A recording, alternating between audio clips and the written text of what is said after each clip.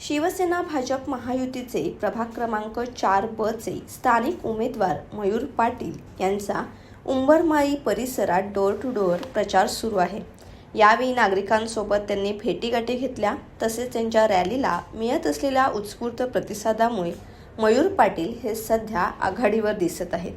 दरम्यान नागरिक बहुसंख्येने त्यांनी केलेल्या कामांमुळे त्यांना सकारात्मक प्रतिसाद देताना दिसत आहेत।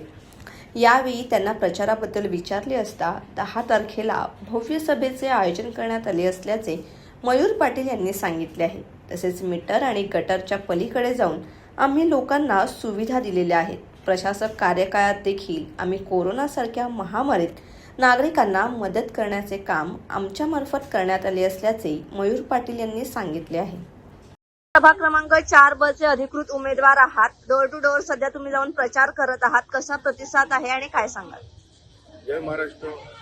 मी मयूर पाटील पॅनल नंबर 4 मधील व या प्रभागाचा उमेदवार आहे आणि जोपासून आम्ही उमेदवारी फॉर्म भरलेला आहे तोपासून आम्ही या पूर्ण प्रभागामध्ये या पूर्ण पॅनलमध्ये बल्ल्याणी, उंबरली, मोना परिसर, गालेगाव परिसर या परिसरामध्ये आता डोर टू डोर प्रचार हे 90% पूर्ण झालेले आहे आणि आज बल्ल्याणीमधील मोहिली रोड परत AJR नगर या परिसरामध्ये आज डोर टू डोर प्रचाराचं आयोजन केलेलं आहे आणि सर्व आमचे शिवसैनिक चांगल्या उत्साहाने आणि चांगल्या प्रतिसादाने या प्रभागामध्ये डोर टू डोर प्रचार करत आहेत। 10 तारखेला 10, 11, 12, 13 या दिवसामध्ये भव्य रॅलीचे सुद्धा आयोजन या प्रभाग क्रमांक पॅनल क्रमांक 4 मध्ये करण्यात आलेले आहे। धन्यवाद।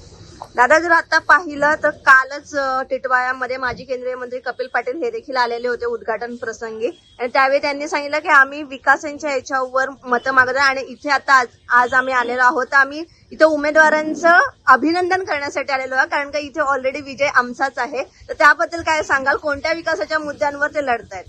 नक्कीच जे लोकांसाठी आम्ही सुविधा दिलेल्या आहेत, आता नगरसेवकाचं काम असतं वॉटर मीटर गटर या पलीकडे येथील लोकांना जेव्हा प्रशासकीय काल चालू झाला 2020 पासून, जेव्हा 15 ते 20 हा नगरसेवकांचा काल होता, माझी पत्नी इथे नगरसेविका होती, परंतु 2020च्या नंतर इथे प्रशासक कार्यकाळ चालू झालेले त्या कार्यकालामध्ये सुद्धा या सर्व नागरिकांच्या सोबत राहून एक भयंकर परिस्थिती आलेली कोरोना काळाची, त्या काळात सुद्धा या पॅनल नंबर 4 मधील सर्व नागरिकांच्या मागे राहून इथे कोरोना काळामध्ये त्यांना किट वाटप असो, त्यांना मेडिसिन असो, हँडग्लोव्ज असो, त्यांना सॅनिटायझर असो, या सर्व वस्तू आमच्या या शिवसेना शाखेतर्फे त्यांना पुरवण्यात आल्या होत्या आणि इथे रस्त्याची समस्या असो, भरपूर अशा समस्या या आपल्या महायुतीच्या कार्यकालात पूर्ण झालेले आहेत आणि भविष्यात सुद्धा जे रस्ते राहिलेले आहेत काँक्रिटीकरणचे हे माननीय आमचे उपमुख्यमंत्री एकनाथ शिंदे साहेब यांच्या मार्फत ते मार्गी लावण्यात येणार आहेत। धन्यवाद।